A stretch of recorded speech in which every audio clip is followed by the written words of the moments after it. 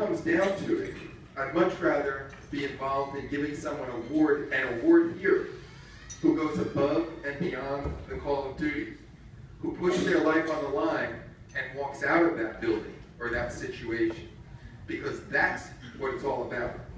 And I'd much rather put my hand in yours right now than put my hand on someone's shoulder if something worse had happened. And this time I'd like to begin with the awards.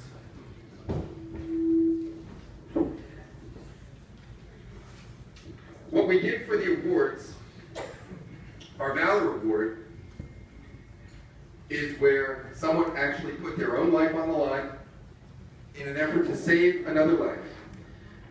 The recipient actually receives one of our watches, a pin for their uniform, a little envelope, and a plaque.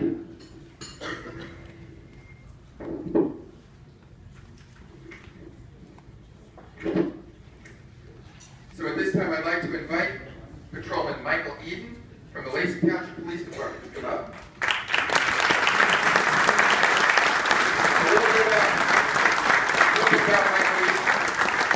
On October 18, 2013, while on patrol, Patrolman Eden noticed an odor of burning plastic in a residential area. Upon checking the area, he observed flames coming from the residence. He quickly approached the home while the neighbor of the resident had contacted 911. Upon arrival, Officer Eden observed the home fully engulfed in flames and learned that there was as many as 6 residents living in the home. 2 of the residents were outside, but indicated to Officer Eden that there were still family members inside. Now, the guy doesn't have a Scott air pack on. He's just in his uniform, hopefully his bulletproof vest, but that doesn't keep that smoke out of your mouth. Since the front of the home was rapidly burning, he made his way to the backyard and kicked through a secured gate. He then observed 3 more members standing outside, but one of the adults indicated that the pregnant daughter was still trapped inside the home. Officer Eden tried making entry into contact with the victim, who yelled that she couldn't find her way out of the building. He quickly went towards a window, breaking it with his arm, while thick smoke was billowing out that window. Officer Eden climbed halfway in through while continuing to yell at the victim. Neither Officer Eden nor the resident could see each other due to the heavy smoke conditions. Based on their constant yelling, they were able to find each other, and Officer Eden was able to pull her through the window to safety. It's believed that all the residents escaped through the windows as the doors were inaccessible due to the intense fire. We congratulate you, Officer Eden.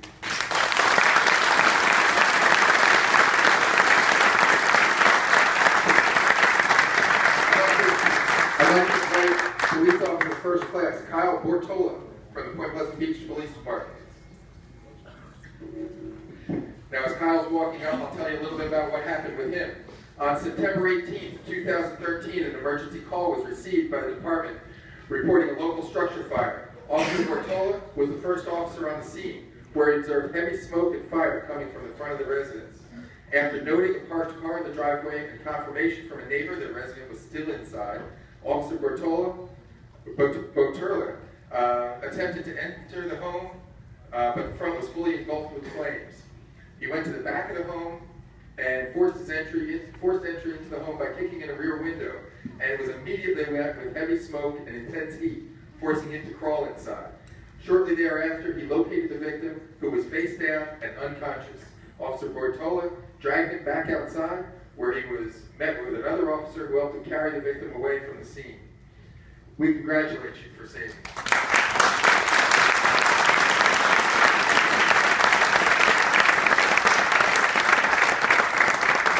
At this time, I'd like to bring up Detective William Vendrell and Patrolman Glenn Turner of the Bricktown Police Department. And I'll tell you a little bit about them as they come up. Are they on their way? Oh, absolutely. Let's have Rick Berquist come up. Chief Berquist.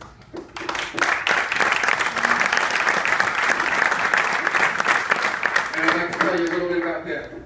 On April 4th, 2013, Detective Vendrell and Patrolman Turner, while off duty, witnessed a serious motor vehicle collision that had immediately caused a rupture in a fuel tank on one of the vehicles, quickly igniting a fire. While the vehicle continued to burn, they they noticed the driver was still trapped inside and unable to assist himself. As Detective Vendrell approached the vehicle, Patrolman Turner, also off duty, arrived to assist. As both officers attempted to remove the driver from the burning vehicle, another Good Samaritan arrived as well and began working with the officers. All three entered the vehicle while it continued to burn without any hesitation or regard for their own safety. They were able to get the driver and remove him away from the vehicle. As he was brought to a safe area, it was noted that the victim was suffering from shock at the point, and their actions clearly saved his life. Congratulations to these men.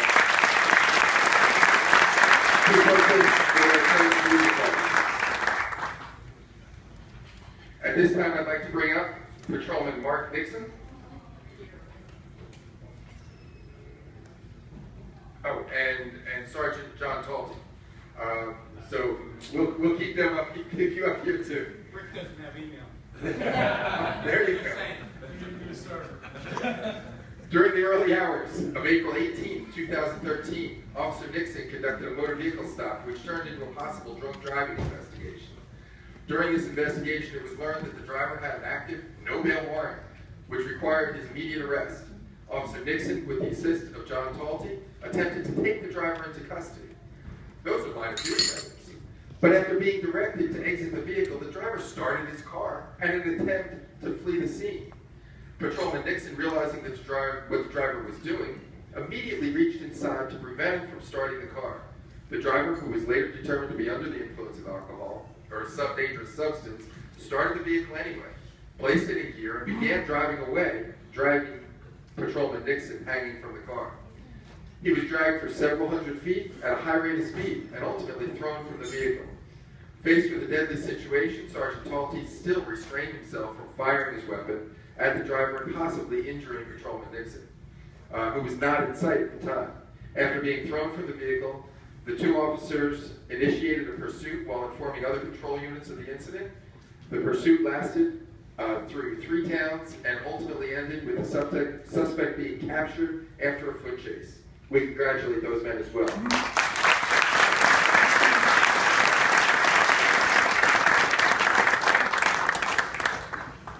I'd like to bring up Sheriff's Officer Daniel Kuhn, Ocean County Regional SWAT Team, North Platoon, along with Officer Chris Walasek, Manchester Township Police Department, Detective John Dodo, Ocean County Prosecutor's Office, and Detective Brad Frank from the Ocean County Prosecutor's Office. And as they're coming up, I'll let you all know that on June 18, 2013, you probably all read this in the newspapers.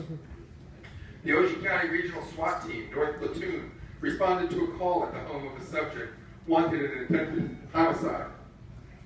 Sheriff's Officer Kuhn, Detective John Dodo, Detective Brad Frank, and Manchester Patrolman Chris Walasek immediately responded. These officers were assigned to the crisis entry team and held numerous posts during the slow process of securing the home as the process continued for approximately 5 hours.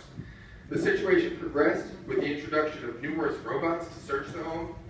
One of the robots got stuck on the stairs, and the crisis entry team was sent in to cover the New Jersey State Police team that was working on the robot. Once the robot was back in operation and on the second floor of the home, the crisis entry team held their positions on the first floor. The subject emerged from the second floor, and the officers began negotiations. Officer Kuhn saw an opportunity and presented a letter to the subject, written by the subject's brother. During the transfer of the letter, the subject began retreating to the bathroom. Officers Kuhn, Walasek, and Detectives Frank and Dodo rushed toward the suspect, who had grabbed a gun and fired a round at the officers, but was overpowered by them and taken into custody. All of the officers were injured in a successful arrest of this individual. When you look at the fact that these guys had the opportunity to use deadly force on someone, and they did, they used their skills, that's why we can congratulate them, and they were fired upon. Congratulations.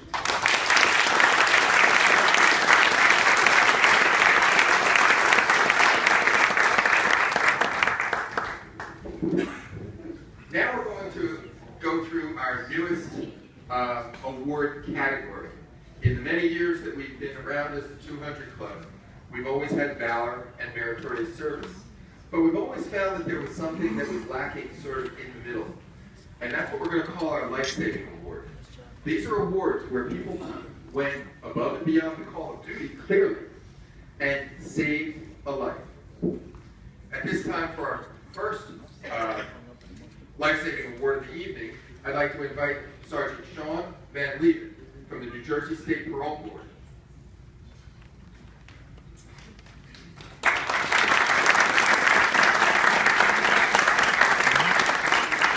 On March 4th, 2014, there was a collision involving a work van and a 9-year-old bicyclist.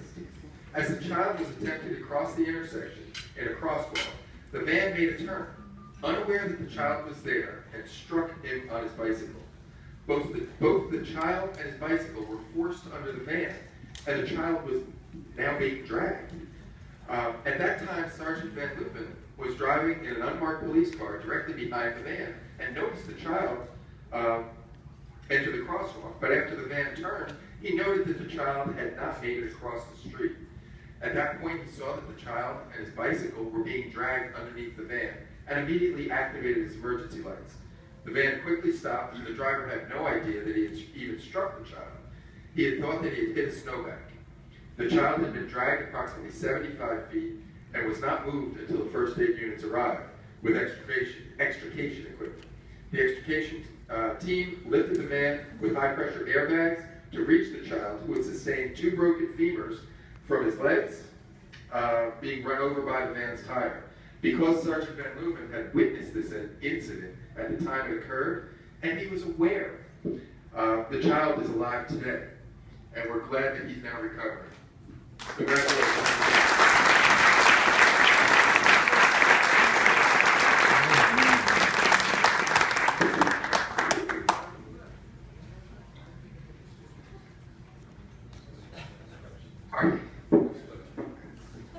We finished up on one side, so let's move everybody to the other. Our next life-saving award is for 2 state troopers. I'd like to call up Trooper 2, James Matier, and Trooper 2, Dale Pierce.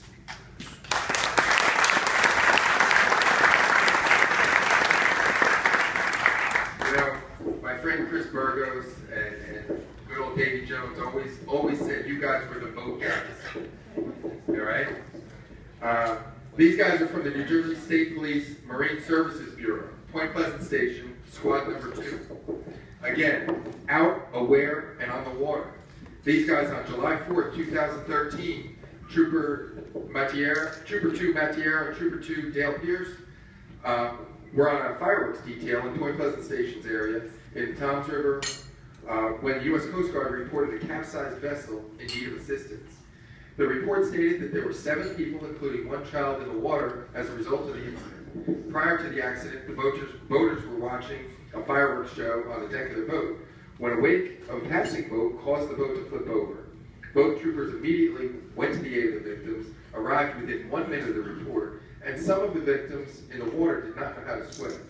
None of the adults were wearing flotation devices, and fortunately, because of the immediate response of all troopers, quite frankly, being in the right place at the right time, but also having that keen training and knowing that they've got to jump in, who they've got to save, and being able to save multiple people when they're in the water.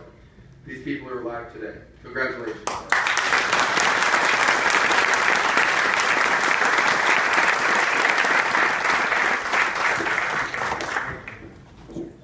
At this time, we're going to start our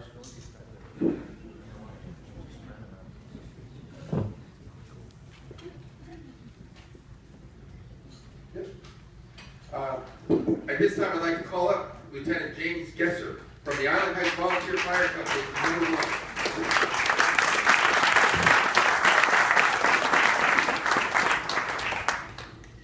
You know, here's another classic example, and we've had a couple of them tonight. You always hear 24/7, all right? These people are trained.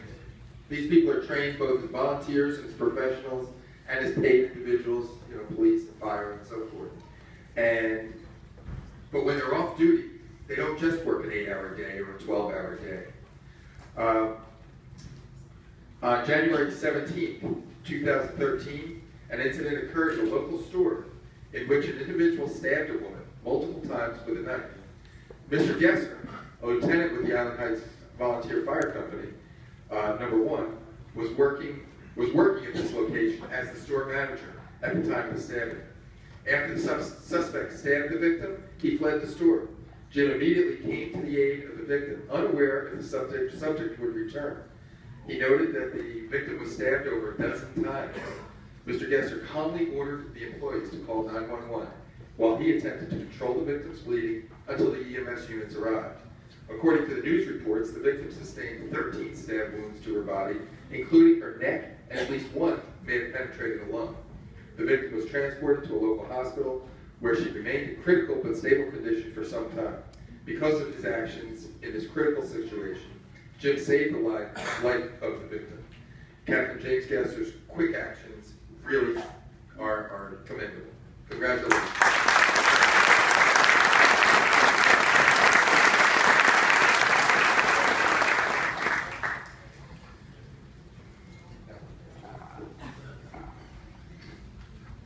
At this time, I'd like to invite John Riley to come up.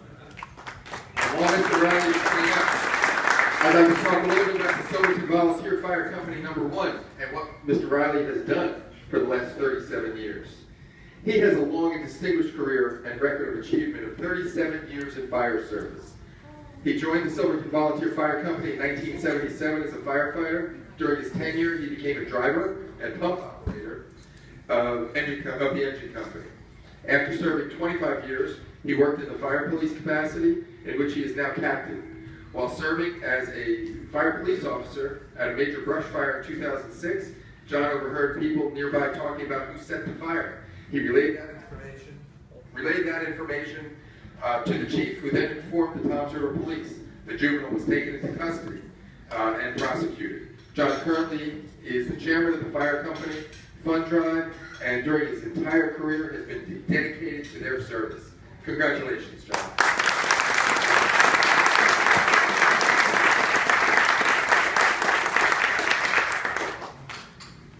George Camarabin of the Parkertown Volunteer Fire Company. Please come up. George Camarabin has a long and distinguished career and record of achievement of 33 years in fire service. Mr. Garbarovich joined the Parkertown Volunteer Fire Company in 1981, and since that time has consistently met his goals with the company. You know what they mean by goals with the company? It means that you get out for a certain number of calls, of fires, that you are active. Just imagine how much time. And you know, that's when you have a job too. So George implemented the fire prevention program in 1987, which is still being used to date. During his tenure, George became a level 2 instructor and a fire official for the company, and is still teaching today. We congratulate you.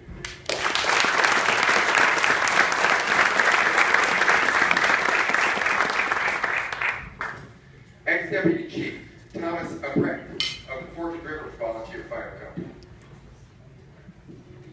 Ladies and gentlemen, 42 years.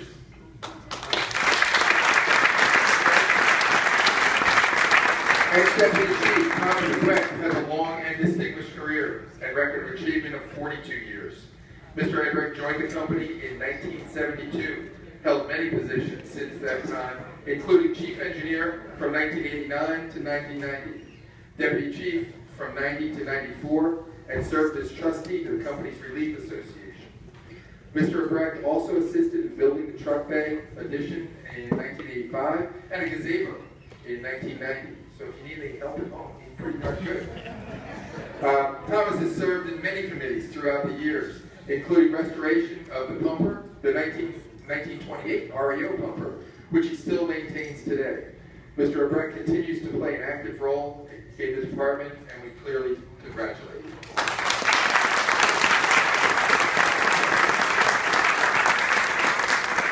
Ex-Captain Stacy Brocklebank from the Forked River Volunteer Fire Company. Ex-Captain Stacy Brocklebank has a long and distinguished career, 37 years. Mr. Brocklebank joined the Forked River Volunteer Fire Company in 1977.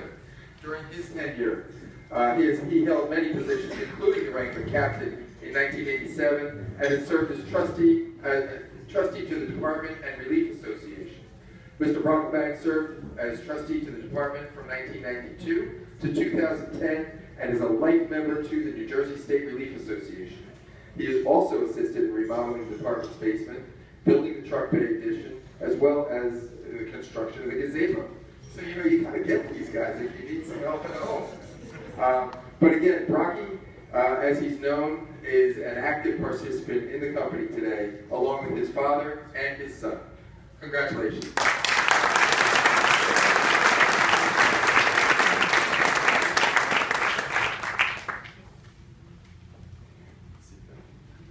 Sid Feld of the Toms River Fire Department number 2.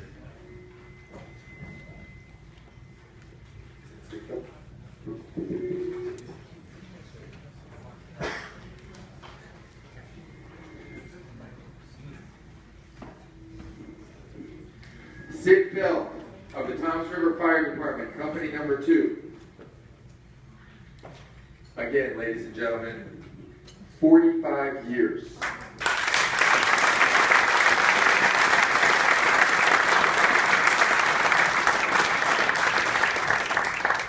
Sid Feld has a long and distinguished career and record of achievement of 45 years in fire service. Mr. Feld joined the Toms River Fire Department in 1969 and has held numerous positions during that time, beginning as a firefighter. Sid moved up the ranks, serving as fire police officer, president, treasurer, and most recently, fire police captain. His dedication to the Toms River Fire Department is commendable. Sid Feld has, during his entire career in fire service, been dedicated to the needs of all of the people of Ocean County, New Jersey, and his leadership and direction are truly an example of those who follow him. Congratulations, Sid.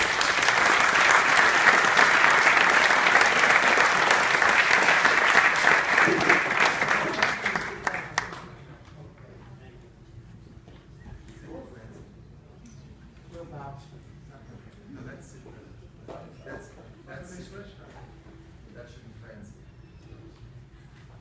Is that Francie? Yes. Ex-President Robert Franson Sr. 44 years.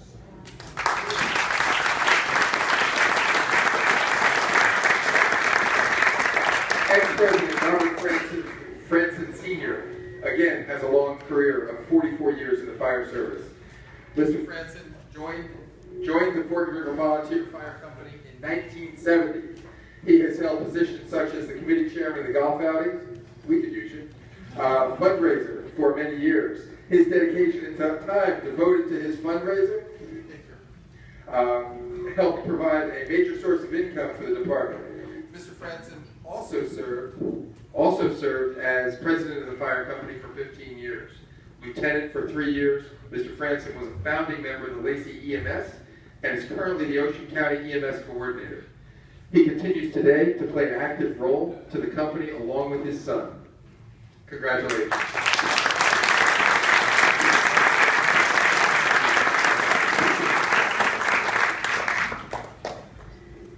I'd like to bring up John Novak of the Toms River Fire Department, company number 2.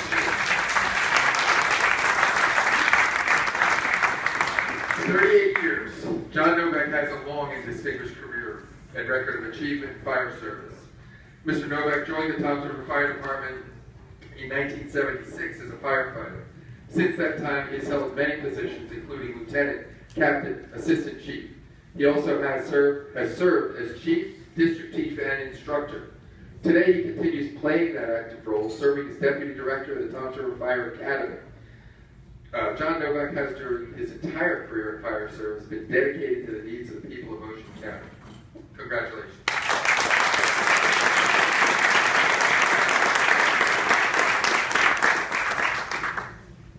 I'd like to invite Pat Reynolds of the Toms River Fire Department, company number 2.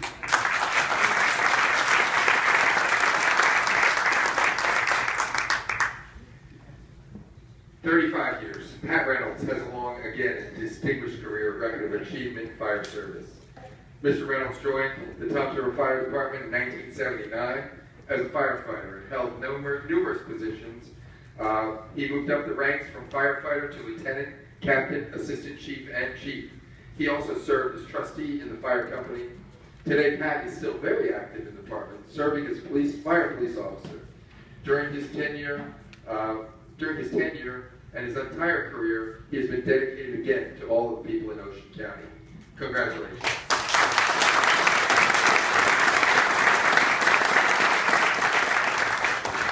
Again, I can't say enough that we have volunteer first aiders, volunteer firefighters. We do have some paid firefighters throughout Ocean County, and we certainly have all of the police officers at various levels through this county. They walk out the door in the morning, they're either volunteering their service, they're working that 24/7 in their life, and they truly are the ones that are running in to get us out. And I just want to give one large round of applause, not just for the recipients here today, but all of those that go around you, that you share your life with every day. Let's hear it for them.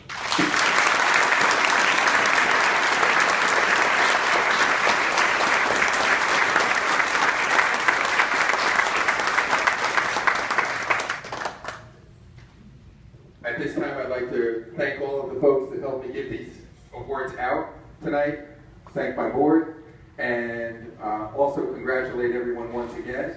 I'd also like to invite you, you see this guy making flashes happen over here. If you'd like to take a few minutes with your loved ones and maybe take a picture with your plaque, you can take it under our beautiful and donated banner over here, which we received this year. And that's it. You know, a couple of things. As you go through some parades this year, you may see this banner around some of the. Lakewood has a beautiful bus, and the county council, county conference should be getting a bus as well. And the 200 Club, I've had the unique opportunity to ride on the Lakewood bus a few times,